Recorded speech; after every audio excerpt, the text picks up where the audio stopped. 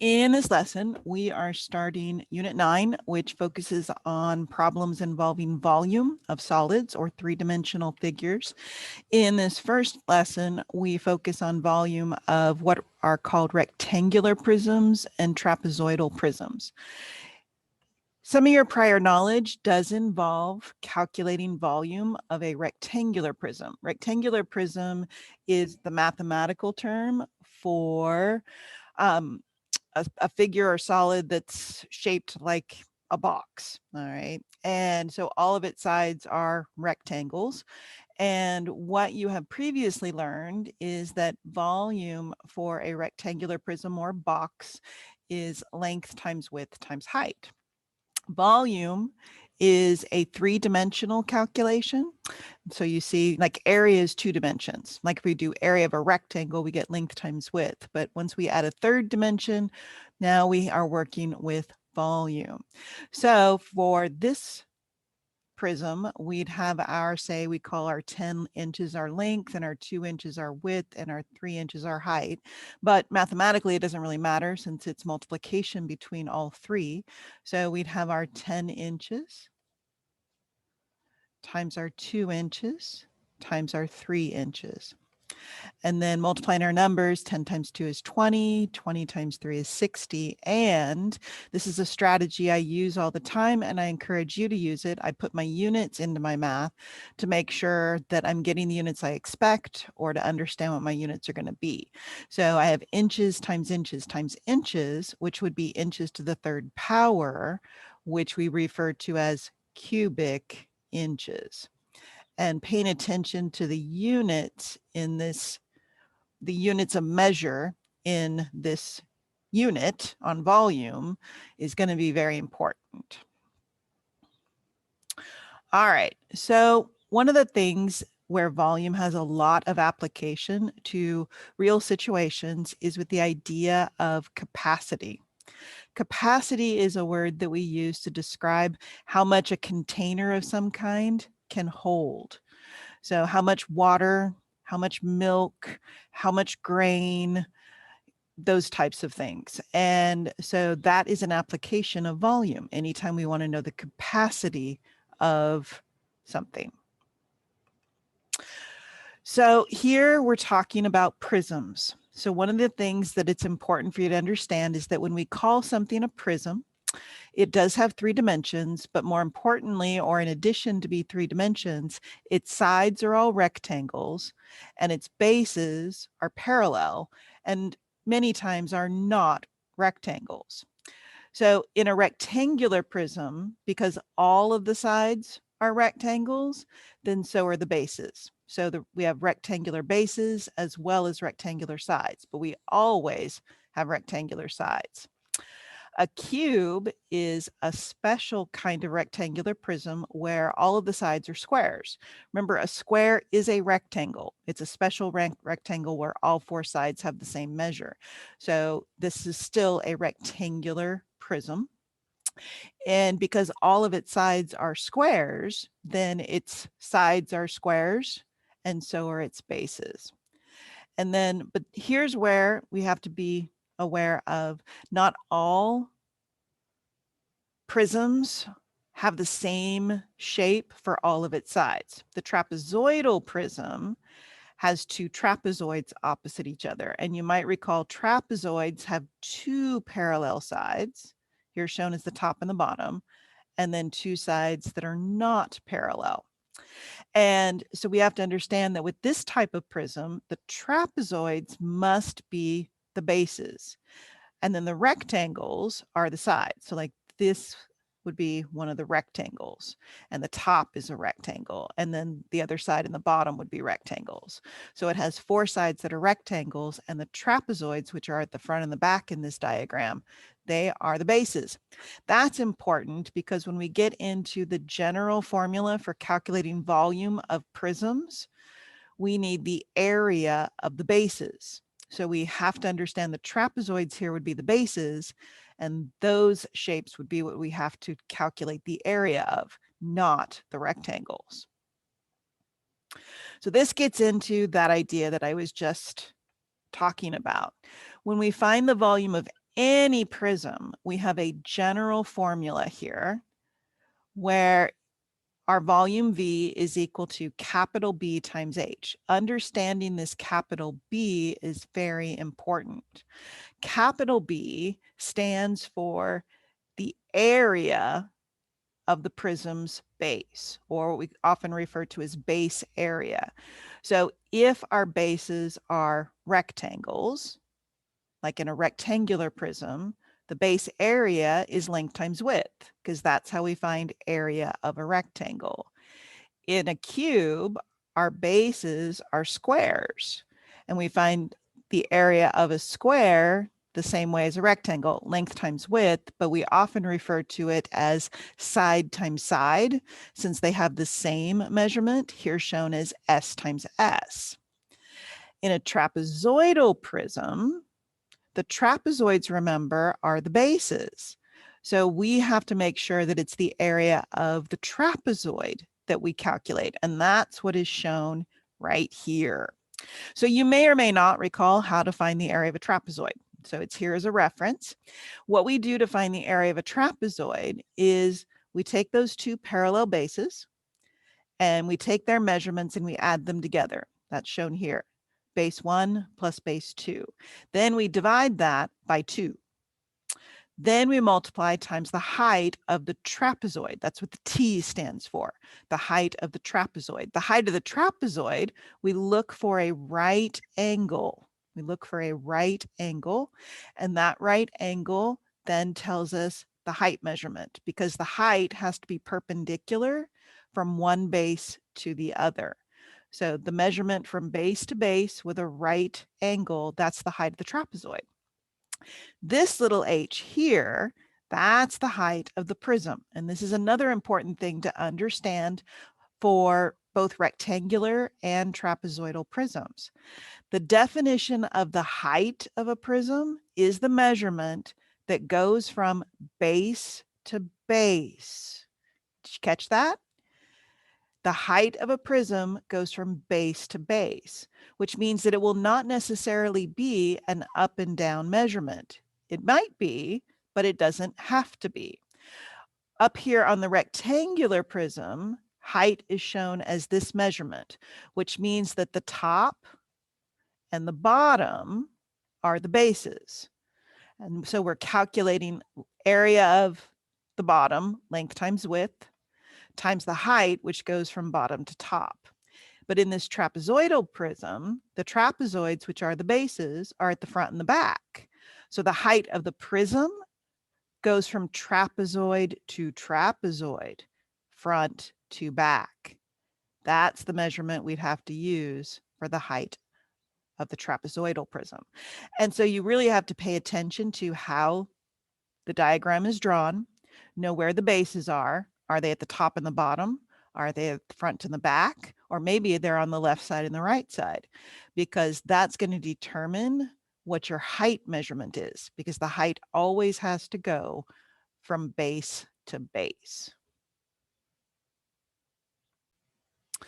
All right, so here is our first of 4 examples. And so almost all of our examples, or all of the problems that we're going to be doing in our volume unit, are context problems, meaning that they're about some sort of a real situation. And so it's very important that we make sure we understand how to interpret what we're reading, make sure that we are answering the question that's asked. A lot of pieces and parts to these problems. So here, this problem reads, Clarice needs a shipping box with a volume between 3,000 cubic inches and 3,300 cubic inches. Does the shipping box shown below meet her needs? And explain your reasoning. All right, so here, one of the key things about volume problems is units, because in order to calculate volume, all of your measurements must be in the same units. Did you catch that? In order to calculate volume, all of your measurements must be in the same units. Here, our measurements are in inches and in feet.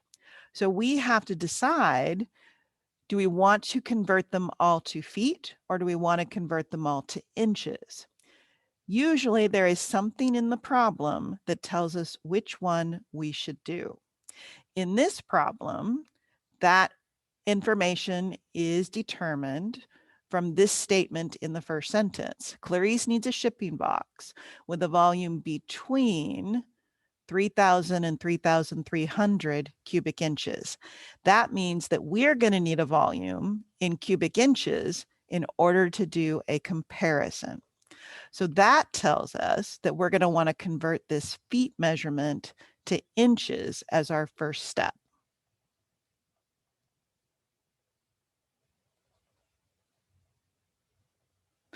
All right.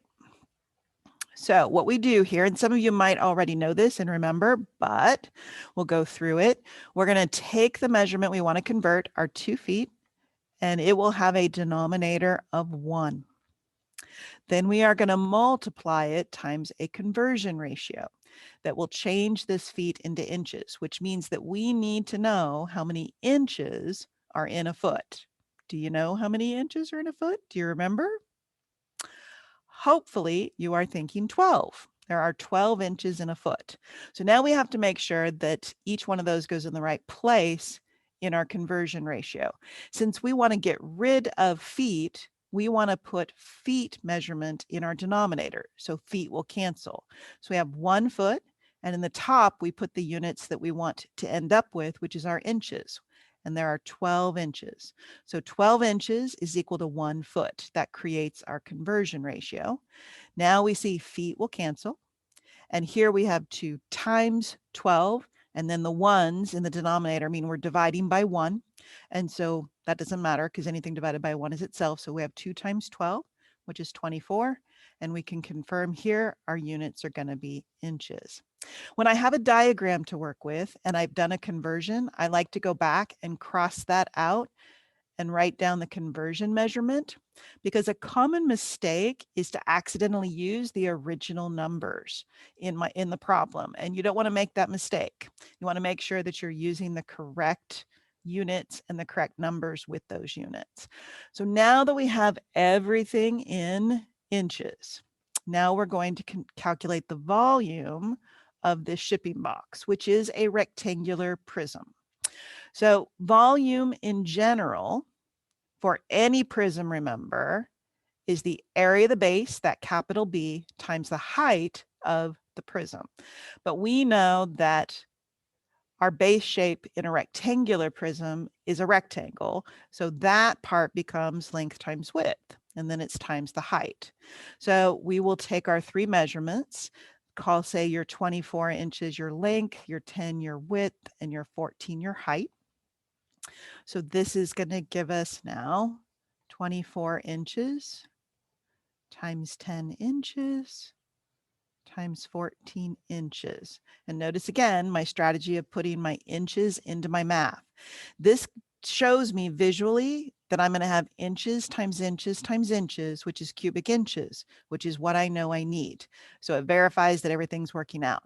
Now, your numbers in these problems are going to be fairly realistic. So they'll get kind of messy or large. So just to make it clear, you are allowed to use a calculator on these problems. So whenever you feel it's necessary. So let's take our numbers and multiply them together. So we have our 24 times 10 times 14. Keep an eye on the screen to make sure you're typing what you mean to type.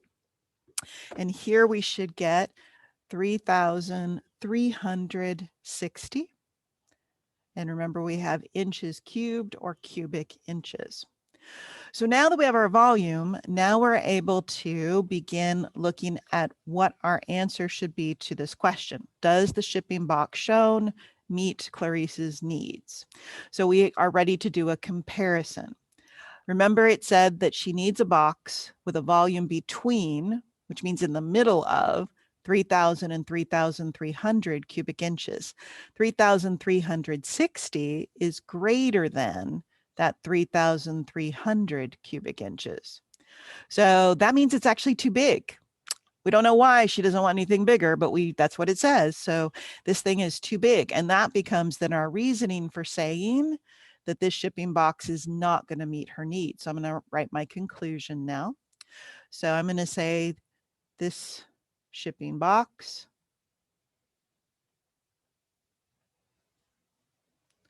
will not meet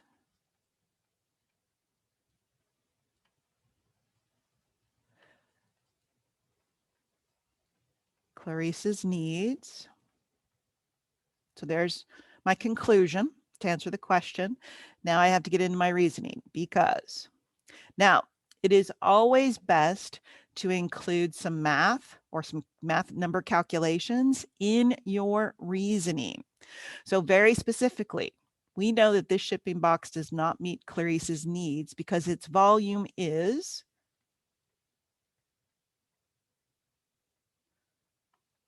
3,360 cubic inches, which is more than or greater than,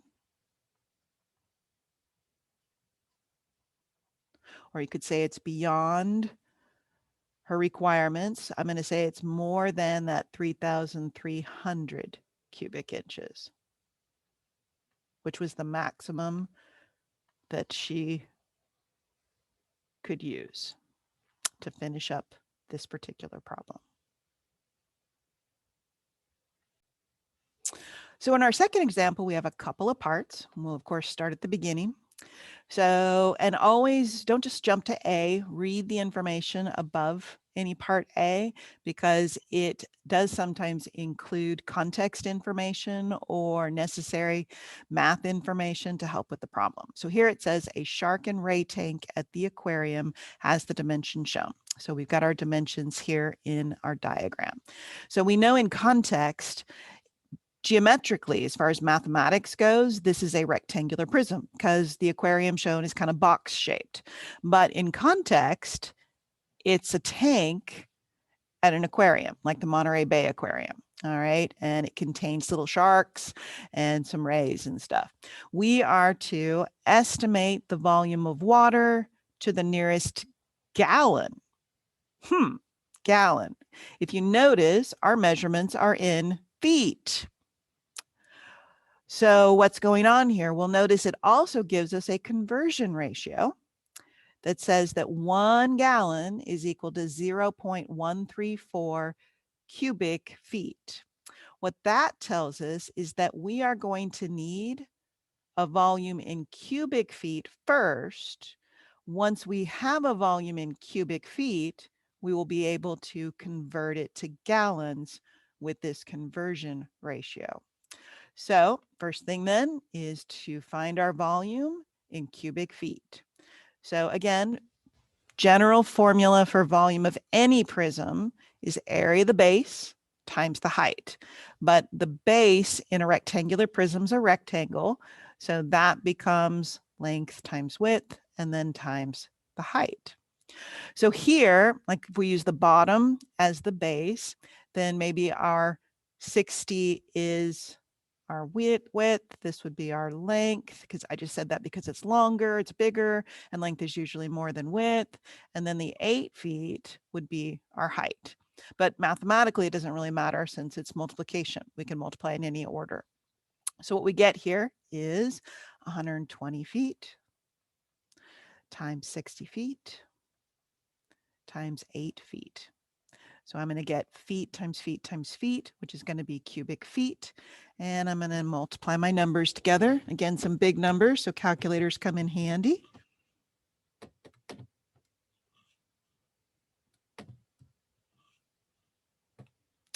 So I am coming up with 57,600, kind of a big number. And that is going to be very common for our problems in this unit. All right, so now I have a volume calculation in cubic feet, but again, my problem wants the volume of the water in this tank to the nearest gallon. So now I have to convert it. So I take my cubic feet number, which has a denominator of 1, and I multiply it times my conversion ratio. And again, it's important we set this up correctly. So we want to get rid of cubic feet. That means we're going to want to put our cubic feet number in the denominator. So that's our 0.134 cubic feet. and that is equal to 1 gallon. So 1 gallon goes in our numerator. So now our cubic feet will cancel. Now here it's important to understand the math. Maybe you already do, but because the 0.134 is in the denominator, that means we have to divide by it. So the 57,600 will be divided by this decimal. And again, calculator going to be super handy here. So now we'll take that number, divide by 0.134. And here's where we need to make sure we understand where to round to. So notice it said we want to estimate the volume of water to the nearest gallon. So we have to understand what place value that is, because we're getting this big number. We have a 429,850.7463 is what my calculator shows me. So do you know what place value we have to round to if it says we're going to round to the nearest gallon? So the phrase nearest gallon means that we want to round to the nearest whole number, which means the ones place. So if in any of your problems you read the phrase round to the nearest gallon, the nearest foot, the nearest inch, the nearest centimeter, that always means you're rounding to the nearest whole number, which means the ones place. So if we want to round to the ones place, which is where this 0 is, we have to look at the next number over, which is the 7. And that's going to tell us, does the 0 stay a 0 or go up to a 1? So remember, rounding rules are, if the next number is anything from 0 to 4, then the previous number stays the same. If the next number is anything from 5 to 9, the number before it goes up 1. So here we have a 7, which means that our 0 is going to go up to a 1, giving us 429,851 as an approximation. Comma rules with very large numbers, guys. You should put in commas to make them more readable and understandable by anybody who's reading them in your work. So remember, it's a 3 rule, every 3. So from our decimal point, which is here, we move over 3, put a comma. And now it's much easier to read this number, 429,000, that's the comma, 851. So now we're going to write our conclusion. So remember, this was a volume of water in this tank at the aquarium. So we're going to say the volume of water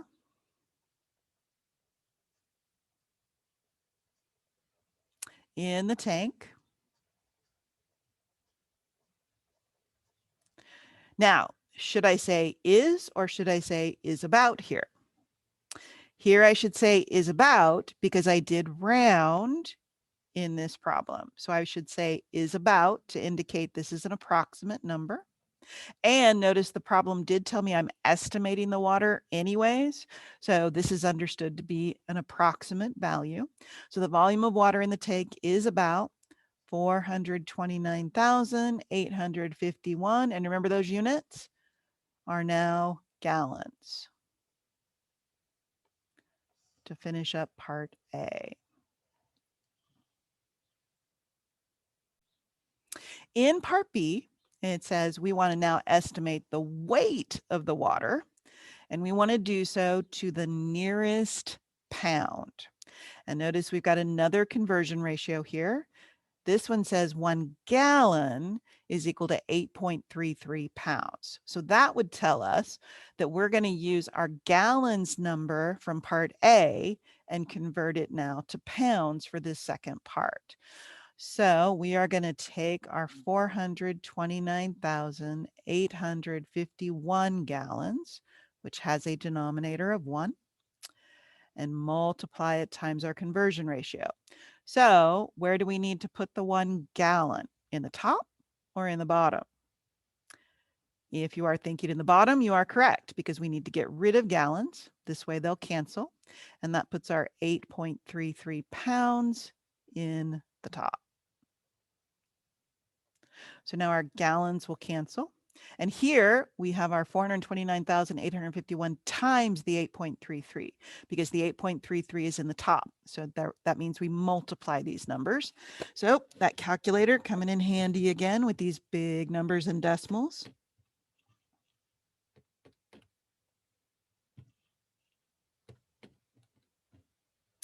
All right, so now the number my calculator is showing me is we have a 3, a 5, an 80658.83. That's what I can see on this calculator.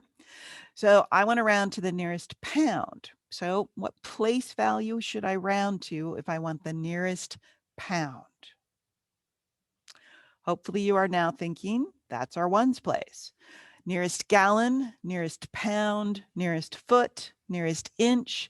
They're indicating round to the nearest whole number, which means ones place. So we look at the next number, which is an 8, to decide if we keep this 8 or make it a 9. 8 is from 5 to 9, so we're going to take this 8 and make it a 9. So we're going to get 358, 0, 0, 6, 5, 9. Comma rule from our decimal point, every 3 over, we put our commas. So this now is much more easy to read. 3 million for the first comma, 580,000 for the second comma, 659. And it's now approximate, and our units are now pounds. So we're going to write that conclusion. All of these problems are going to require that you write a written conclusion. So the weight of the water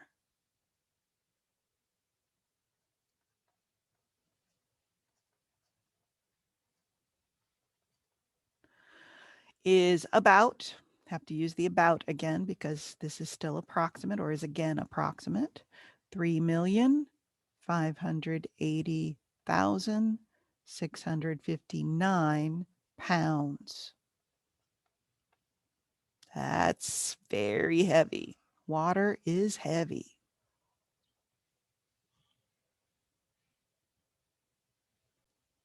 All right, we're going to take a look at this third example. And one of the things I want to share with you before we get into this example is just something I need you to keep in mind through this entire unit. We are going to do a lot of problems together, a lot of examples. However, it is impossible for us to do an example for every type of volume problem that we will be working with, because there are just so many different applications and situations that involve volume. So keep in mind, you will not be able to match all of your assignment problems exactly to your examples in your notes, but your examples will be very similar or have the same parts and procedures as your types of problems. So it's when we do our examples, it's more about learning how to think through these problems and some of the common things that have to be done, rather than, oh, I have this type of problem and this is how I do that problem, or I have that type of problem and that's how I do that problem. So some of the things that are always common to these problems are looking to see if we need to convert units, then calculating a volume, maybe having to convert that volume into new units, do comparisons, make sure we understand rounding situations and instructions, and being able to write our conclusions. So here it says Colin is buying dirt to fill a garden bed, and the garden bed that is 9 feet by 13 feet. Now, remember what I said about volume? Volume is always 3 dimensions. 9 feet by 13 feet is only 2. So keep in mind, like I said, you have to read what comes before part A, but sometimes to get all the information, you need both the beginning part and the part A part, because right now we only have 2 dimensions. So what is that third dimension? And we find that in our part A. It says, if he wants to fill this garden bed to a depth of 4 inches, there's our third measurement. How many cubic yards of dirt does he need? Wait, cubic yards? But we have feet and we have inches. Looks like we're going to have some converting to do. We also want to understand that this garden bed described with these 3 dimensions or these 3 measurements then would imply, and we can infer, that this is a rectangular prism. And if you want to, you can draw yourself a little diagram, like a little box shape, like I'm doing here, just to represent this garden bed. So the 9 feet and the 13 feet would be like the measurements at the bottom. And then a depth is the same thing as height, in case you weren't certain about that. So when we do a depth, it's like, top to bottom. When we do height, we should do bottom to top, but they're the same type of measurement. So that's our 4 inches. And the idea here is that Colin wants to fill this garden bed with a bunch of dirt so he can plant stuff. And we're trying to figure out how much dirt he needs so he can fill this bed up. All right, so now we're going to want to convert each of these units into yards so that we can get cubic yards. So let's start with the feet measurement. So let's say take our 9 feet, which has a denominator of 1. We will multiply it times a conversion ratio. Now here, if we want to convert feet to yards, it's important that we understand how many feet are in a yard. Does anybody think they know how many feet are in 1 yard? If you are saying 3, you are correct. If that was not something that you were confident about, write it down, because that's considered general knowledge and will not be given to us in problems. You'll notice we don't have that conversion ratio here, so we have to know that. So which one of these measurements, or which measurement should go in the denominator of our conversion ratio, the 3 feet or the 1 yard? Remember, we want to get rid of feet, so that means we want feet in our denominator. That puts 1 yard in the numerator. Now our feet cancel, and we're going to end up with yards. And because the 3 is in the denominator, we divide by it. So we take 9 divided by 3, which gives us 3 yards. So our 9 feet is actually now 3 yards. Repeat this process with our 13 feet, which will use the same conversion ratio.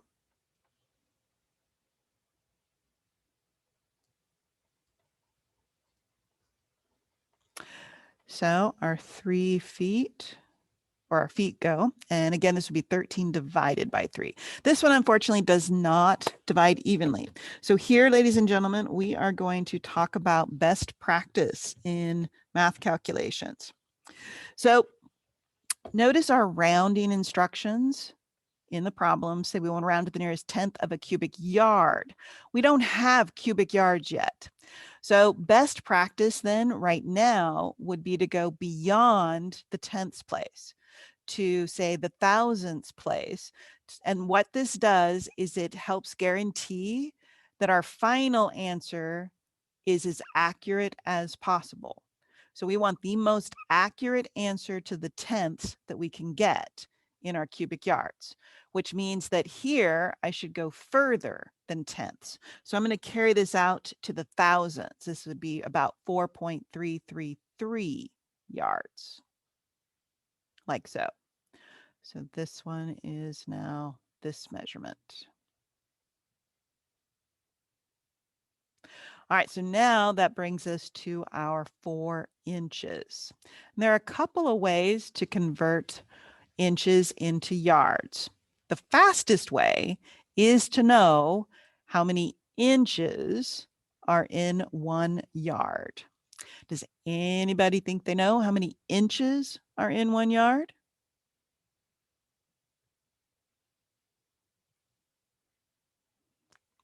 Looks like a lot of you do. Good. 36 is correct. If that was not something that you knew with confidence, write it down, because it will come in handy in future problems. So now we are going to take our 4 inches times the conversion ratio.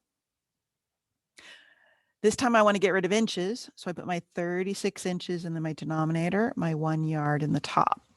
So my inches will cancel. And again, this will be 4 divided by 36. So now again, this does not give us a nice terminating decimal. So I'm going to carry this out to that thousandths place to help make sure that my final answer is as accurate as possible. So this is about 0.111 yards. All right, so now I've got everything in yards. Now I am ready to calculate my volume in cubic yards, which will tell me the volume of dirt he needs to fill the bed. All right, so you might want to number this one. All of these conversion stuff was our first step. Second step is our volume. Again, having a rectangular prism, base area becomes length times width. So we get length times width times height. And so I want to make sure I use my yards measurements. So I have 3 yards times 4.333 yards times 0.111 yard. So I've got my yards times yards times yards, which is my cubic yards. And now I'll multiply my numbers together.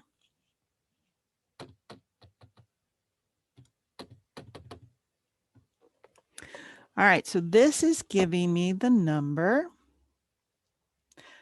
1.44289 cubic yards. So now's when I'm going to worry about the rounding instructions here, nearest tenth of a cubic yard, because now I have cubic yards. So we have to know, well, where is the tenths place? And the tenths place is the one right after the decimal point.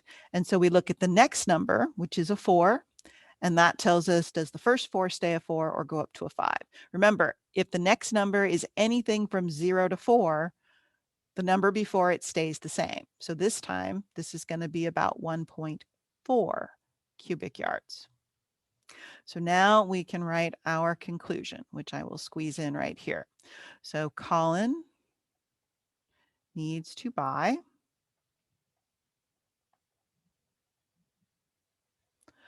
about 1.4 cubic yards of dirt. That's my context.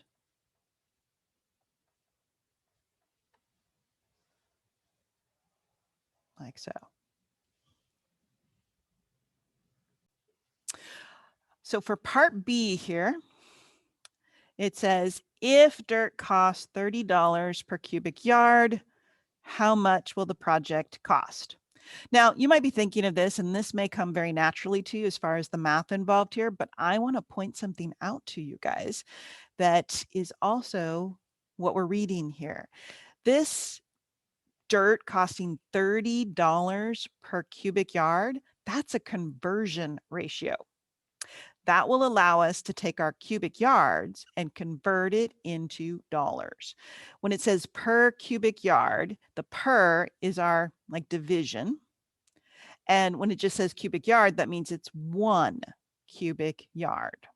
So here we would then take our 1.4 cubic yards, which has a denominator of 1, and multiply it times our conversion ratio. So now we want to get rid of our cubic yards, and we have 1 cubic yard, and that's equivalent to $30. So the $30 goes in the numerator. So our cubic yards cancel, and our units now will be dollars, which is what we want for a cost. And because the 30 is in the numerator, we take our 30 times our 1.4, and we get 42. So now my question to you would be, well, would you say that this is an exact dollar amount, or is it an approximate dollar amount? I would say that we should interpret this as an approximate dollar amount. Why? Well, isn't our cubic yards approximate? So this is about how much dirt he's going to have to buy.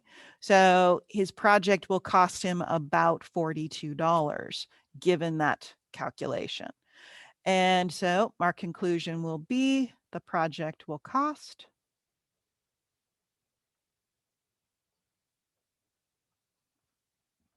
about $42.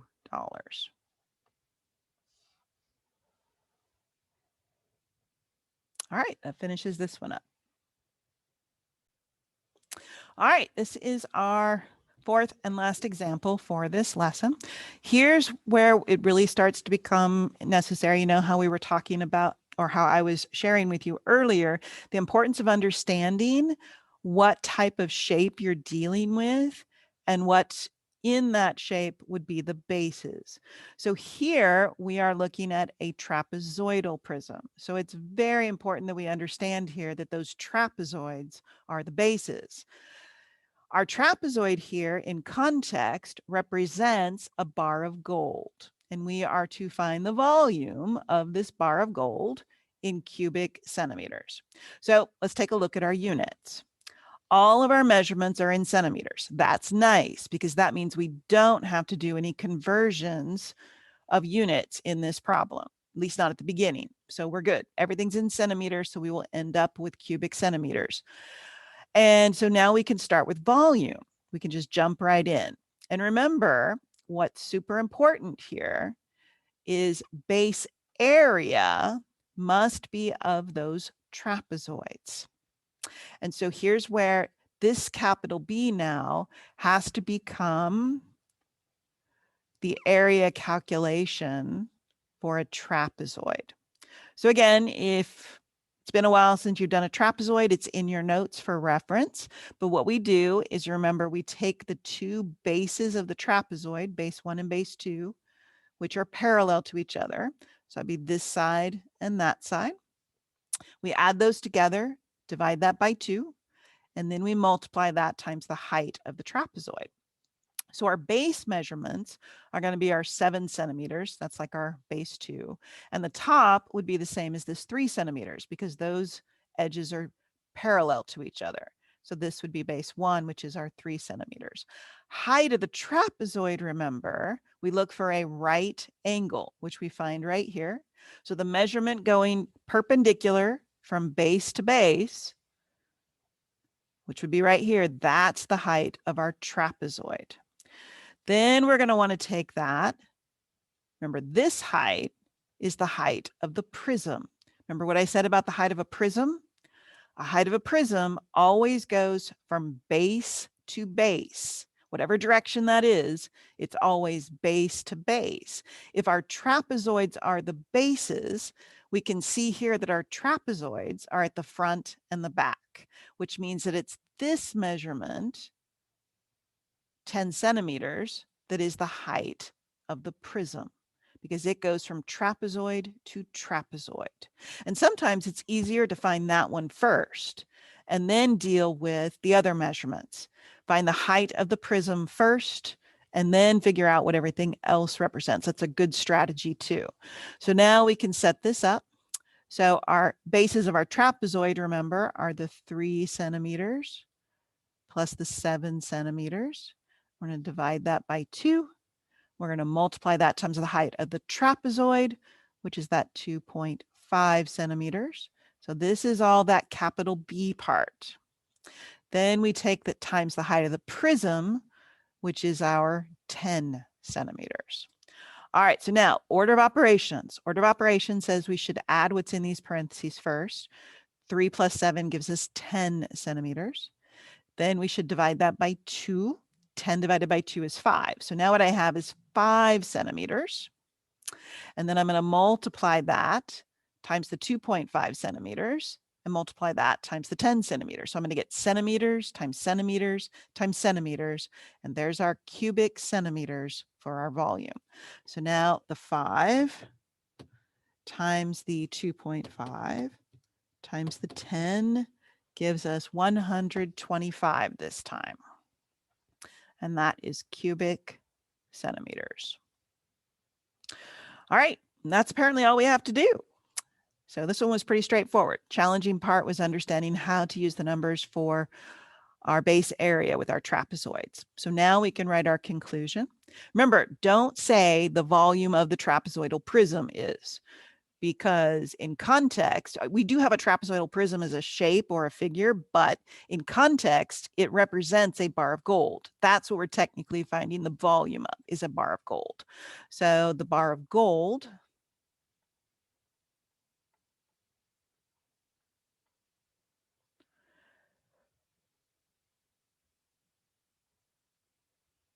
has a volume of,